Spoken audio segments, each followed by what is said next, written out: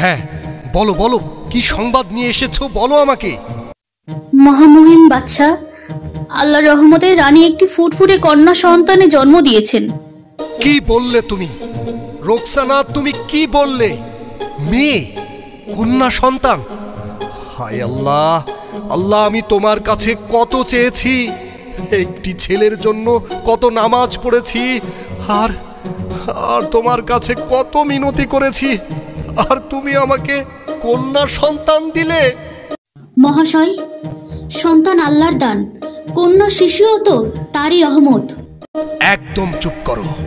এই অলক্ষী মেয়েকে নদীতে ভাসিয়ে দাও। আমার জীবনে তার কোনো জায়গা নেই, আর কোনোদিন যেন আমার চোখে না পড়ে। যাও। আপনি যেমন আদেশ দেবেন তেমনই করব বাদশাহ সালামত।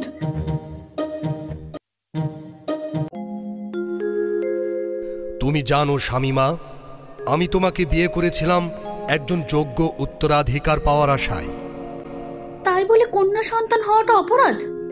মেয়েরাও তো আল্লাহর নিয়ামত। কোনো কথা বলবে না। শোনো রানী, তোমার সেই মেয়েকে আমি নদীতে ভাসিয়ে দিয়েছি। আর একটা কথা, এখন থেকে তুমি এই প্রাসাদে দাসীর মতো থাকবে। রানীর মর্যাদা এখন থেকে তুমি আর পাবে না। আমি আল্লাহর কাছে শুধু আমার সন্তানটাকে চাই। তাকে একবার কোলে নেওয়ার আগে আপনি কেড়ে নিলেন। কিভাবে একজন বাবা হয়ে এমন করতে পারলেন? আর একটাও যদি মেয়ের কথা বলো, তাহলে সঙ্গে সঙ্গে প্রাসাদ থেকে তোমাকে বিতাড়িত করব। আজ তুমি বিশ্রাম নাও, তোমার শরীর ভালো লাগছে না দেখে চিন্তা হচ্ছে। তুমি বরং আজ কিছু কাঠ কেটে আনো, আমার জ্বরটা বোধহয় একটু পরেই সেরে যাবে। তোমার চিন্তায় বুকটা মসুর দিচ্ছে, কিন্তু জানো, তার থেকেও বেশি কষ্ট পাই আমাদের কোলে কেন আজও কোনো সন্তান নেই। আল্লাহ আমাদের পরীক্ষা নিচ্ছেন রুহি। আমরা কি এত পাপ করেছি যে একটি সন্তানেরও মুখ দেখতে পাবো না? প্রতিদিন দোয়া করি একদিন যদি সত্যিই কেউ আমাদের আম্মু আব্বু বলে ডাকে, কল্পনাতেও বুক কেঁপে ওঠে। রুহি, তুমি চিন্তা করো না, আল্লাহর উপর ভরসা রাখো। আমার বিশ্বাস আল্লাহ ঠিকই আমাদের একদিন সন্তান দিবেন। জঙ্গলে একা একা কাঠ কাটতে যাবে, সাবধানে যেও। আলহামদুলিল্লাহ, আজ তো বেশ কিছু শুকনো কাঠ পেয়ে গেলাম। তাড়াতাড়ি ঘরে ফিরলে রান্নাও হবে, বিক্রির জন্য কিছু থাকবে। রাশেদ দেখলে খুব খুশি হবে, ভাববে কত কষ্ট করে কাঠ কেটেছি, কিন্তু এসব করতে তো আর কষ্ট মনে হয় না। ওর মুখে হাসি দেখলে শান্তি পায়। আরে আরে, এই কান্নার শব্দ কে আছে?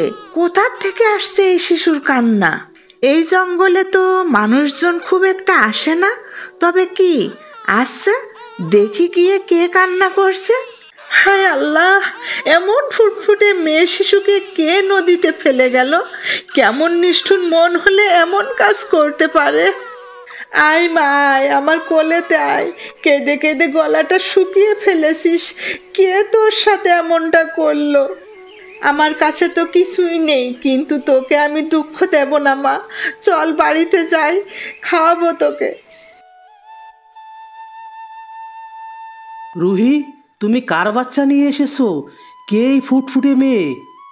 জঙ্গলে নদীর ধারে পেয়েছি, কে জানে কোন পশুর পশু তাকে এমন করে ফেলে গেছে। আল্লাহ কি আজ আমাদের দুঃখের জীবনে তার রহমত পাঠালেন?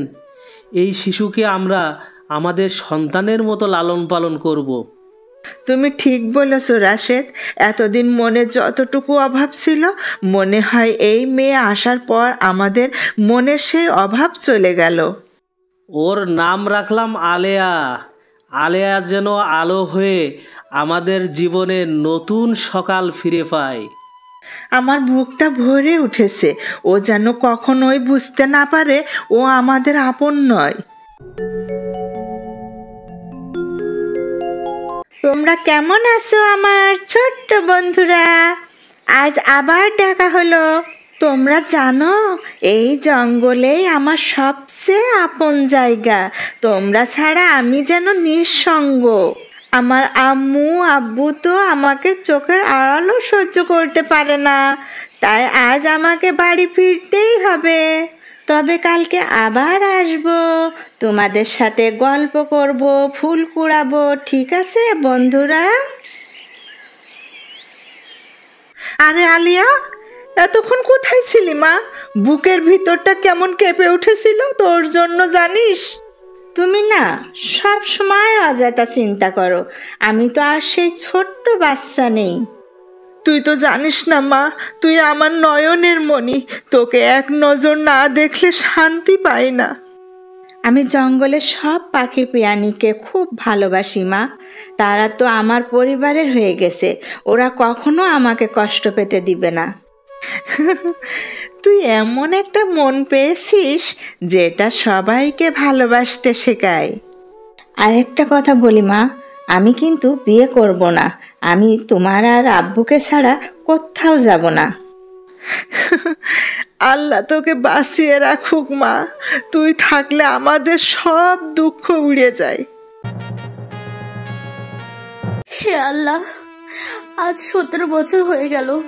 কোথায় আছে আমার সেই বাচ্চা?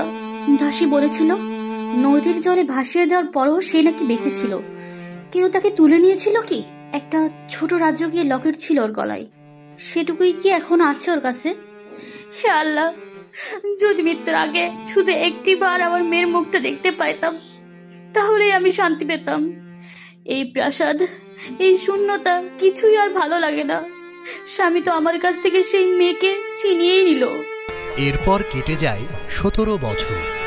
সেই রাজ্যে ঘটে এক বিপর্যয়। ভিনদেশের এক রাজা এসে রাজ্য দখল করে নেয়। বাদশাহ কামরুজ্জামান সিংহাসন হারিয়ে ফেলেন। রাজপ্রাসাদ থেকে তাকে তাড়িয়ে দেওয়া হয়। সব কিছু বদলে যায় ঝড়ের মতো, চোখের পলকে। হায় আল্লাহ, আমার রাজ্য শেষ, আমার সব কিছু শেষ, আমার সব কিছু পর হয়ে গেল। মহারাজ, আজকের এই অবস্থায় আমি কিছুই বুঝতে পারছি না। আপনি এতদিন যা করলেন তারই ফল বুঝি। আজ আমার সেই মেয়েটার কথা খুব মনে পড়ছে। আমি যদি তাকে নদীতে না ভাসাতাম, সে হয়তো আমার পাশে থাকতো। তুমি তো তখন আমার কথা শুনলে না, নিজের অহংকারে আমার কোল খালি করে দিলে। একদিন যদি আল্লাহ চান, তার সঙ্গে দেখা হলে আমি ওর পায়ে পড়ে ক্ষমা চাইব। চলো এই বনপথে একটু জলের খোঁজ করি। আমার গলা শুকিয়ে গেছে, সবকিছু যেন শেষ হয়ে এলো।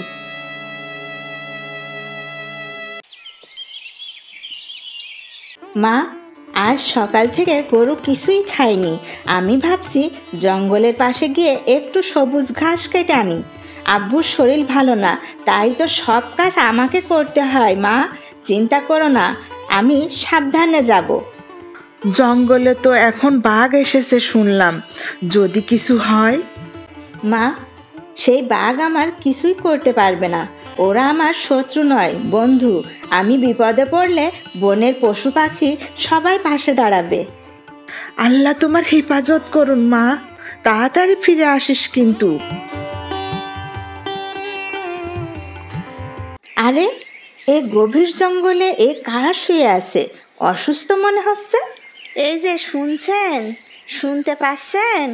আল্লাহর ওয়াস্তে জেগে উঠুন। উঠছেন না কেন? উঠুন বলছি। মা, আমরা অভাগা। ভিনদেশি রাজা আমাদের রাজ্য ছিনিয়ে নিয়েছে। 3 দিন ধরে না খেয়ে পড়ে আছি। মৃত্যুর অপেক্ষাতেই ছিলাম। তোমার মুখ দেখে একটু আশার আলো দেখছি মা। এভাবে কেউ কষ্ট পেলে আমি চুপ থাকতে পারি না। আমার নাম আলেয়া, আমি পাশেই থাকি। আসুন আমাদের ঘরে চলুন। আমার মা বাবা আছেন, আপনাদের যত্ন নিবে। এই দুনিয়ায় কেউ যেন না খেয়ে না থাকে, এই তো আমাদের শিক্ষা।